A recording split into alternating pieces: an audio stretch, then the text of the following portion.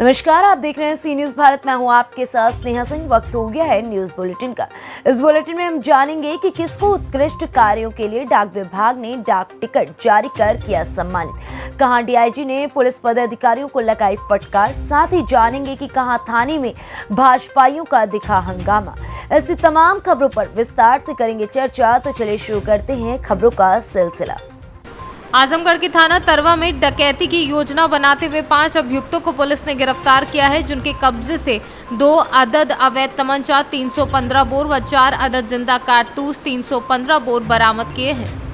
आजमगढ़ से सी न्यूज संवाददाता सीबी भास्कर की रिपोर्ट।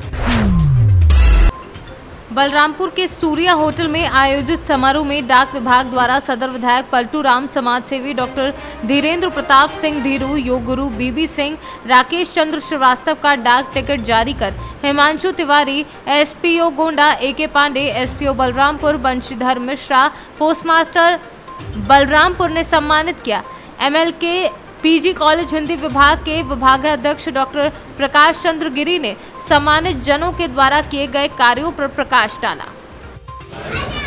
उसी के परिप्रेक्ष्य में हम लोग जिले के जो सम्मानित लोग हैं, जो बिजनेस जन हैं, जो प्रदेश स्तर पे कई सम्मानित लोग हैं, उन्हीं के इस परिप्रेक्ष्य में जो है माई स्टैम्प जो अर्पित कर रहे हैं। इस क्रम में आज हम लोगों ने श्री राकेश चंद्र श्रीवास्तव जी, श्री बीबी सिंह जी, श्री धीरेन्द्र प्रताप सिंह जी और सदर विधायक श्री पलटू राम जी माई स्टैम्प जो है आज अर्पित किया है। और इस कार्यक्रम का हमारा उद्देश्य क्या है कि विशिष्ट जनों, विशिष्ट लोगों को सम्मानित करते हुए हमारे डाक विभाग की जो योजनाएं हैं आम जनता तक अधिक प्रभावशाली से पहुंचे, यही हमारे इस कार्यक्रम का उद्देश्य है। बलरामपुर से सी न्यूज संवाददाता संदीप सक्सेना की रिपोर्ट।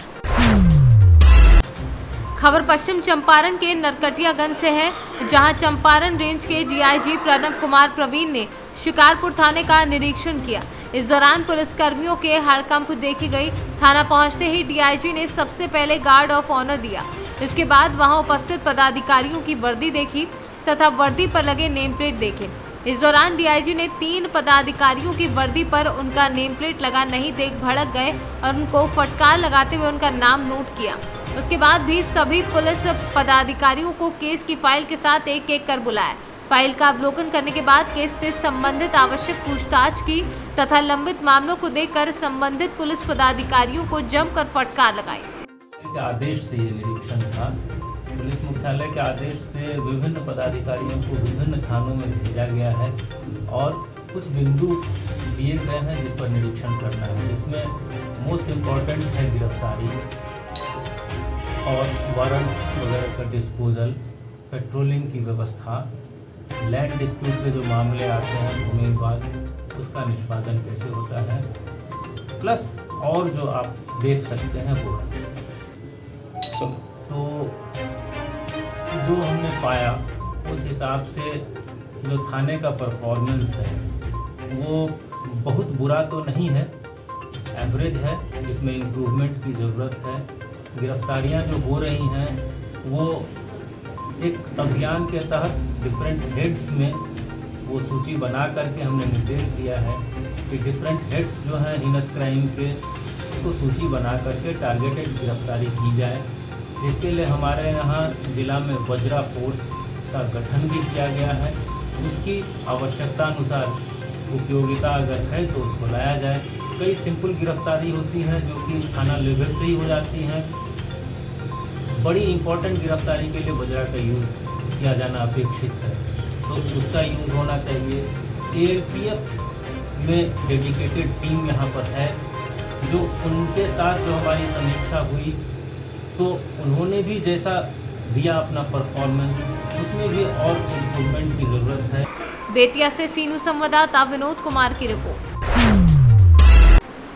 अजय सानी वरिष्ठ पुलिस अधीक्षक अजय जौनपुर के द्वारा अपराध एवं वांछित अपराधियों के विरुद्ध चलाए जा रहे अभियान के क्रम में डॉक्टर संजय कुमार अपर पुलिस अधीक्षक नगर के निर्देशन एवं शुभम तोदी क्षेत्राधिकारी केराकत व गौरव शर्मा पुलिस उपाधीक्षक के नेतृत्व में प्रभारी निरीक्षक थाना जलालपुर विजय शंकर सिंह व एसओजी प्रभारी आदेश त्यागी व सर्विलांस प्रभारी रामजन्म यादव की संयुक्त टीम के द्वारा कस्बा जलालपुर तथा कस्बा त्रिलोचन में मुखबिर की सूचना पर कबाड़ी का काम करने वालों के यहां दबिश देकर अवैध रूप से कटान हेतु रखी गई 34 गाड़ियां तथा 38 गाड़ियों के इंजन व लगभग 100 वाहनों के स्क्रैप बरामद किए हैं। जौनपुर में पिछले कुछ समय से सूचना आ रही थी कि जलालपुर के पास कुछ एरिया और त्रिलोचन मार्केट के आसपास कुछ लोग हैं जो अवैध वाहनों को जो कि अंतर्राष्ट्रीय स्तर पर महाराष्ट्र के, दिल्ली के, बनारस के यहाँ ले आते थे और अवैध रूप से उनको कटान करते थे। ये भी सूचना आई थी कि कुछ अन्य इलीगल वाहन भी थे जिनके द्वारा खरीद को उसका कटान किया जाता था, जिसकी कोई अनुमति नहीं थी कई स्थानों से। और ये पूरा जो गोरखधंधा चल रहा था, इस पर स्वाट और सर्विलांस की टीम द्वारा रेड की गई है और उस रेड में 34 वाहन बरामद किए गए हैं जो कि कई स्टेट के अलग अलग हैं। साथ ही 38 वाहनों के इंजन बरामद किए गए हैं जिनका मिलान किया जा रहा है कि वाहन कहाँ के हैं, उसके स्वामी कौन थे, यहाँ तक कैसे पहुँचे। और 100 से अधिक वाहनों के कंफ्यूजन बरामद किए गए हैं। इस पूरे अभियान में कुल 11 अभियुक्त गिरफ्तार किए गए हैं। जौनपुर से सीनू संवाददाता शशिकांत मौर्य की रिपोर्ट। मेरठ के थाना नौचंदी क्षेत्र के जैदी फार्म कॉलोनी निवासी कसम से मामूली कहासुनी के बाद कुछ लोगों ने मारपीट कर दी थी, जिस पर परिजनों का कहना था कि कासिम नमाज के लिए निकला था, तब उस पर यह हमला हुआ। शिकायत पर पुलिस ने रात में ही मुकदमा दर्ज कर लिया था। पुलिस ने सोराब गेट बस अड्डे से 5 लड़कों को गिरफ्तार किया था। 2 के परिजनों ने नाबालिग होने का प्रमाण पत्र पुलिस को दे दिया था, जिस पर 3 को जिला कारागार और 2 को बच्चा जेल भेज दिया गया था।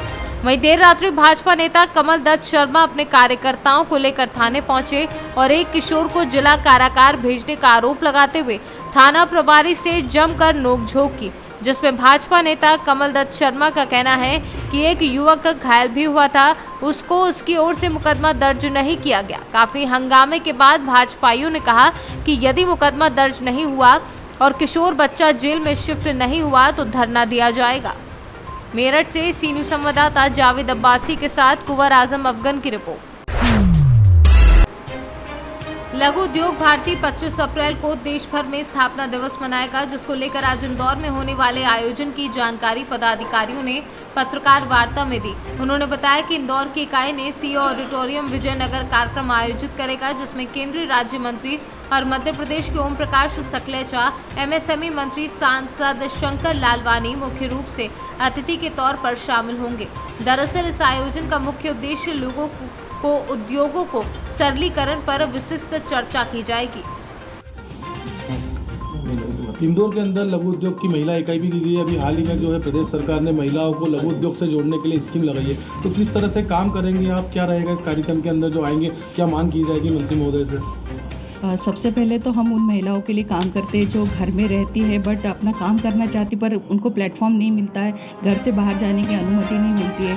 तो हम ऐसे महिलाओं को अभी तक हम लोगों ने काफ़ी ट्रेनिंग प्रोवाइड करवाया है, जैसे कि हमने उनको अभी पेपर बैग बनाने की ट्रेनिंग प्रोवाइड करवाया, होली के रंग कैसे बनते हैं, हर फेस्टिवल पे जैसे गणेश चतुर्थी आती है तो गणेश जी का वो पूरा प्रशिक्षण हम लोग देते हैं, राखी बनाने का प्रशिक्षण देते हैं। इस तरह से हम महिलाओं को प्रशिक्षण देते हैं और वो अपने घर में ही अपना कार्य करते हैं और उनको जो मार्केट में हम उनको इसको करते हैं सब वो देते हैं और उनका जो भी प्रॉफिट होता है हम उनको उनमें डिस्ट्रीब्यूट करते हैं। और उसके साथ साथ हम एसटी और एससी महिलाओं को भी प्रावधान दे रहे हैं। उनकी हमारी 100 महिलाओं की पूरी टीम है, उनके द्वारा हम लोग मिलकर एक क्लस्टर तैयार करेंगे जिससे उनको अपने उद्योगों के लिए और अच्छी अपॉर्चुनिटी मिलेगी। अभी तक कितनी महिलाओं को आपने जोड़ा है इस योजनाओं से, सरकारी योजनाओं का लाभ दिलाया है? अभी तक हमारे 100-150 महिलाएं हैं जिनको हमने गवर्नमेंट जुड़ाया है और एमएसएमई से भी उनको प्रावधान दे के किसी महिलाओं को लोन देने के लिए भी हम लोगों ने पूरा उनका प्रोजेक्ट बना के उनको लोन भी प्रोवाइड करवाया जिससे वो अपनी बिजनेस स्टार्ट कर सके और जो महिलाओं की बिजनेस ऑलरेडी है उनकी बिजनेस बढ़ सके, उसके लिए भी हमने काफ़ी सहयोग किया है। महिला आपका नाम बताइए। मैं लघु उद्योग भारती महिला इकाई अध्यक्ष मीना काली।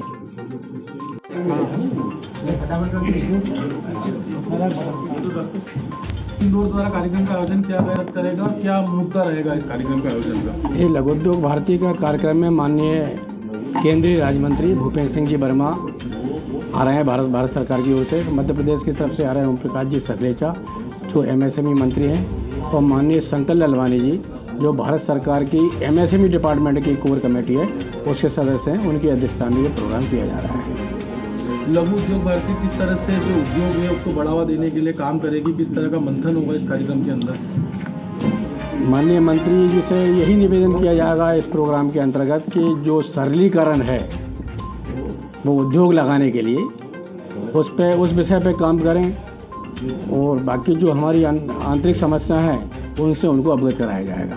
कोरोना काल में देखा गया है कि लघु उद्योग को जो है भारी नुकसान पहुंचा है। वापस से जो लघु उद्योगों को बढ़ावा देने के लिए किस तरह से मंत्री से मांग की जाएगी, खासकर जो सरलीकरण है कागजों का जो लघु उद्योग लगाते हैं उसके अंदर काफ़ी दिक्कतों का सामना करना पड़ता है लोगों को। हाँ, तो यही है कि माननीय मंत्री जी से मांग रखी की जाएगी।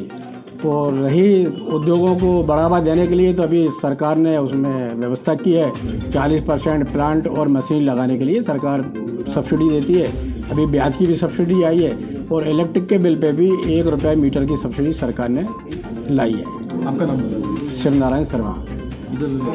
इंदौर से सी न्यूज़ संवाददाता सुरेश बैरागी की रिपोर्ट।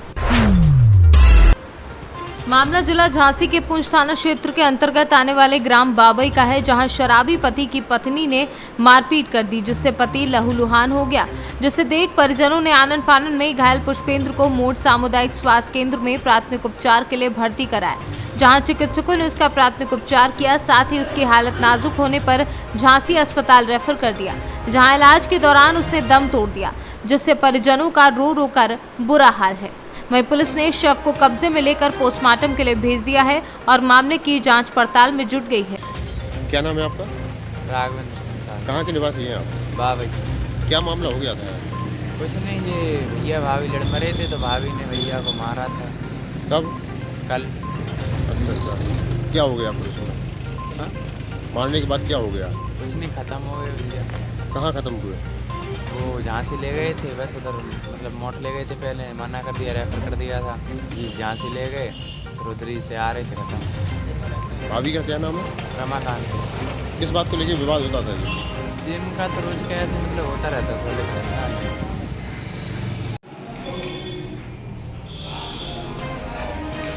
आज सुबह 112 के माध्यम से थाना पूंछ पर एक सूचना प्राप्त हुई कि थाना पूंछ के ग्राम बाबई के एक व्यक्ति जिनका नाम पुष्पेंद्र अहिरवार था, कल इनकी पत्नी से कल शाम को वाद विवाद मारपीट हुई, जिसमें इन्हें गंभीर चोटें आई। इनकी पत्नी के द्वारा ये चोटें कथित तौर पर कायल की गई और इलाज के दौरान आज सवेरे इनकी मृत्यु हो गई।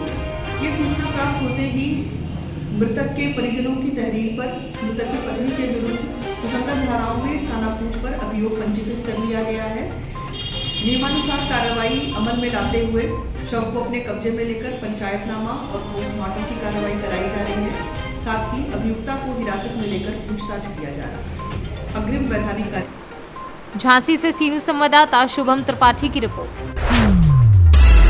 पलामू जिला अंतर्गत नवा बाजार प्रखंड में बिजली विभाग के जेई शिवम कुमार दुबे द्वारा छापेमारी अभियान चलाया गया, जिसमें गरीब तत्व के लोग गुमटी से वहीं पर जाकर विभाग कर्मचारी द्वारा छापेमारी की जाती है।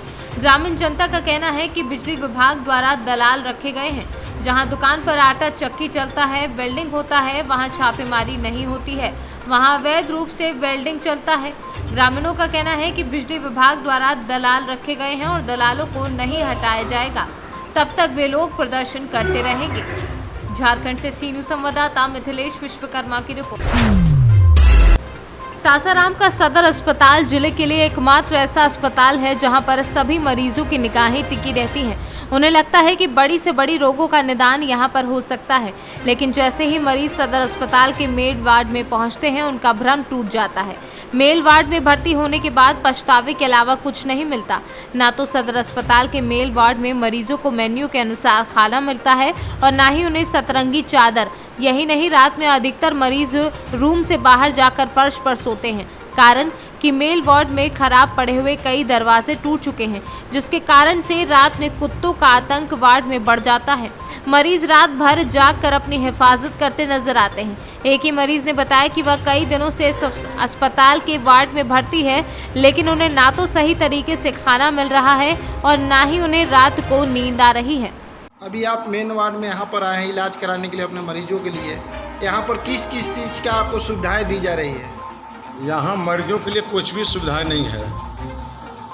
हर हफ्ते का मेनू बना हुआ है, मेनू के अनुसार किसी को खाना नहीं मिल रहा है, समय कटौती किया जा रहा है, न डॉक्टर यहाँ टाइम से आ रहे हैं लोग।